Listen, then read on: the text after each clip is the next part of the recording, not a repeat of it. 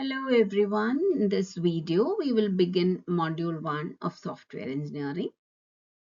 So in this module, we will understand that what software engineering really means, how software is developed systematically, and the different development models used in all the real world projects that we come across. Okay. So by the end of the session, you will understand how professional software systems are built step by step. Okay, now according to the syllabus and according to the outcomes, we'll just walk through what you will learn from this module. So in this module, we will cover the core foundations of software engineering. So we will begin by understanding what software engineering is and why it is important. Then we will learn about the software development lifecycle, or basically known as SDLC, which will explain the stages through which software is built. And we will also look at different process models like waterfall, incremental, spiral, V model, etc. Finally, we will understand the modern development approach called Agile and also look at the Scrum framework used by many companies today.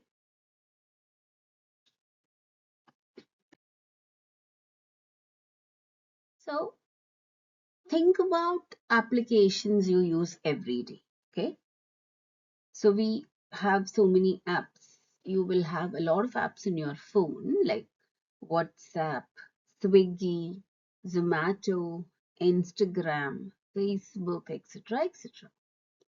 So these applications may look simple to the users, but behind the scenes, they are the result of careful planning, design, coding, testing, maintenance, etc.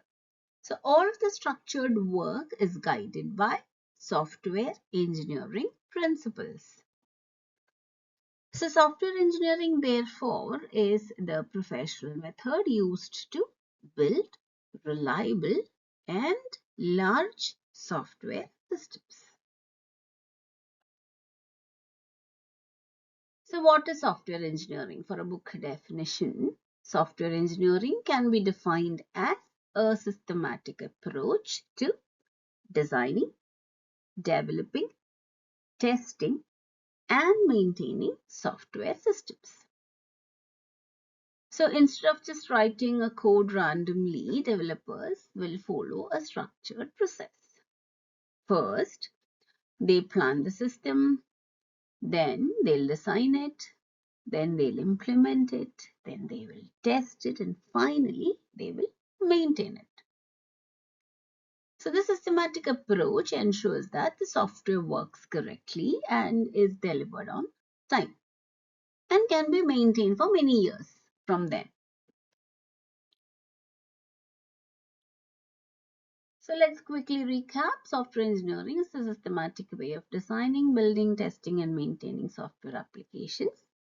And this definition highlights that software development is not just coding, but a complete structured process.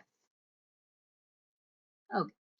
Now, we're just taking an analogy. Building a software is like building a house. So building software can be compared to each phases of constructing a house. Let's see. First, what will the architects do? Basically, they'll create a plan, right? By drawing a plan, which is similar to requirements gathering. Then comes to construction, which will correspond to coding. Then comes inspection, which is similar here to software testing. After that, people will move it, right? Which will correspond to deployment. Finally, repairs and improvements continue over time, which represents software maintenance. Now, I hope you got an idea. So the analogy becomes clear. Planning corresponds to requirements gathering. Construction corresponds to coding.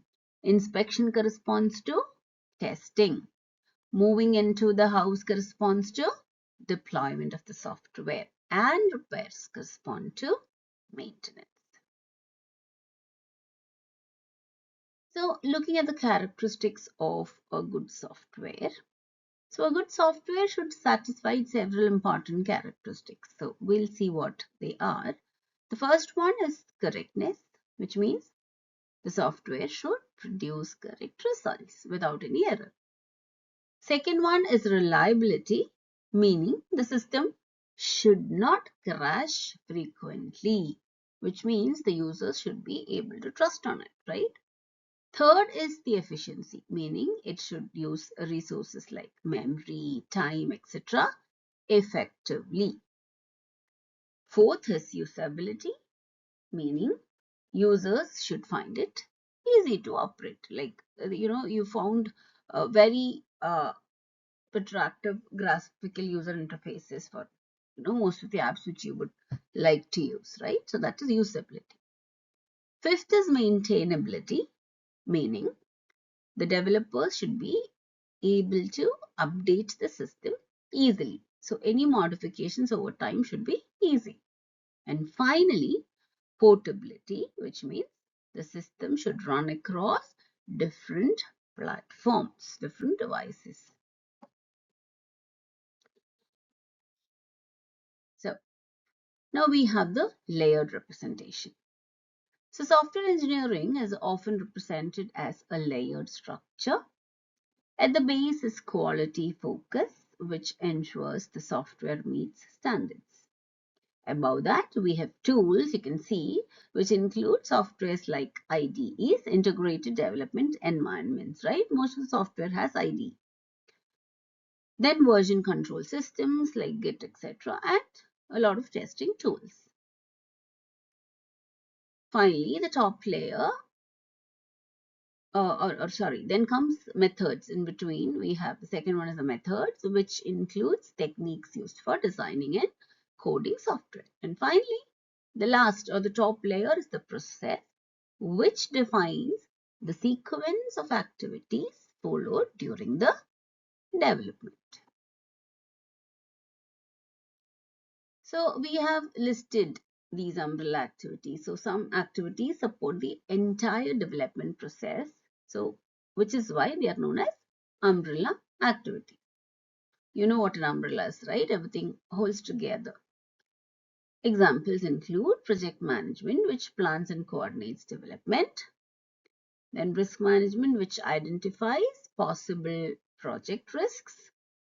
Then configuration management, which will basically track the software changes. Then quality assurance, which ensures that standards are followed. And the documentation and measurement, which will track progress and maintain record.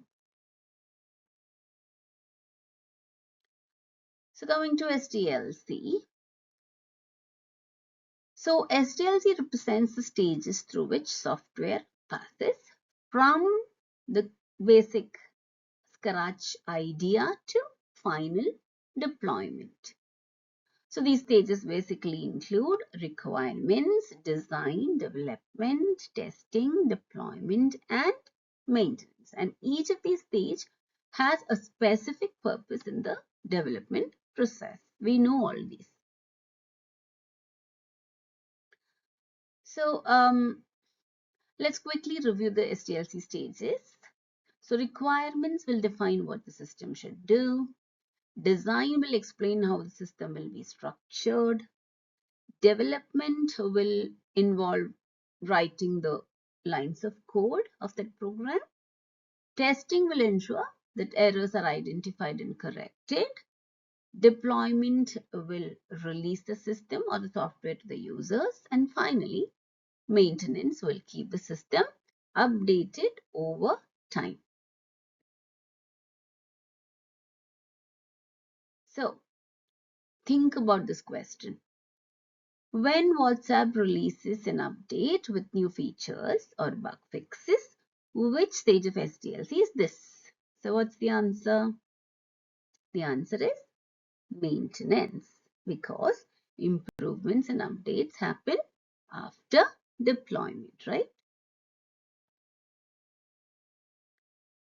So we move to the waterfall model. One of the earliest development models is this waterfall model. In this model, development flows sequentially from one phase to the next phase. The phases will include all that what we learned in SDLC: requirements, design, coding, testing, and deployment. So each phase must be completed 100% before moving to the next stage. Besides waterfall model, several other process models also exist. I've already given you notes in this. So in the incremental model, the software is developed in smaller parts. In the V model, it emphasizes testing activities linked to development phases, which means each development phase has its own associated testing. The spiral model focuses on risk analysis and iterative development. Okay, so for everything, we'll keep having a risk analyzed. And the prototyping model builds a small working version, and then it will actually take feedback and then keep making changes. So these are the other process models. So now we move to agile versus traditional. So the traditional development approaches like waterfall model follow sequential phases, right? Agile approaches actually emphasize iteration. So keep iterating, okay? Take feedback, keep doing the same thing, again take feedback and all that. Flexibility and the continuous feedback. So agile focuses on delivering working software quickly and adapting to changing requirements. The term is very important, okay? Changing requirements, because requirements keep changing. Now, agile values. So agile development is based on 4 important values: individuals and interactions over processes and tools, then working software over extensive documentation, then customer collaboration over contract negotiation, responding to change over following a rigid plan. And these values will emphasize flexibility and collaboration. So Scrum. So Scrum is a widely used agile framework. Okay. So here basically work is divided into parts called sprints, as you can see. So a sprint will usually last 2 to 4 weeks, and the teams will conduct daily Scrum meetings to discuss progress, and they'll discuss the sprints here. And at the end of each sprint, a review meeting will demonstrate the completed work. Now, what are the various Scrum roles? Okay, so the Scrum basically defines 3 main roles. The first one being the product owner, who represents the customer. Okay, so he will set goals, prioritize features, represent all customer needs, etc. The Scrum Master is the second one, who will ensure that the Scrum process is followed. So he will basically guide the team, he will remove any obstacles if found, and he'll ensure that Scrum practices are followed. And finally, we have the development team, which builds the product. So we have an activity here. Let's consider a simple activity, imagining developing a college student app. So you could probably include features like viewing class schedules, tracking assignments, or accessing any campus services, etc. So think about how these requirements would pass through different SDLC phases. Okay. So identify the requirements, match to SDLC phases, and present your ideas. So here you will have to understand and explain the example requirements. Like if it's a class schedule, okay, you can view the timetable, you can set reminders, you can track attendance, etc. So if it's an assignment tracker, you can actually check on the submission deadlines, you can actually upload your files, and you can actually grade notifications, etc. And regarding the services may be something like a cafeteria menu, and library booking, or any event calendar for that matter. Okay, so summarizing this module. So software engineering provides a systematic approach to building software. Then the software development life cycle guides development through structured phases. Then different development models exist for different project situations. So the agile development emphasizes flexibility and cooperation. And Scrum organizes agile developments through structured teamwork. So here we've seen all basics of software engineering. So that completes module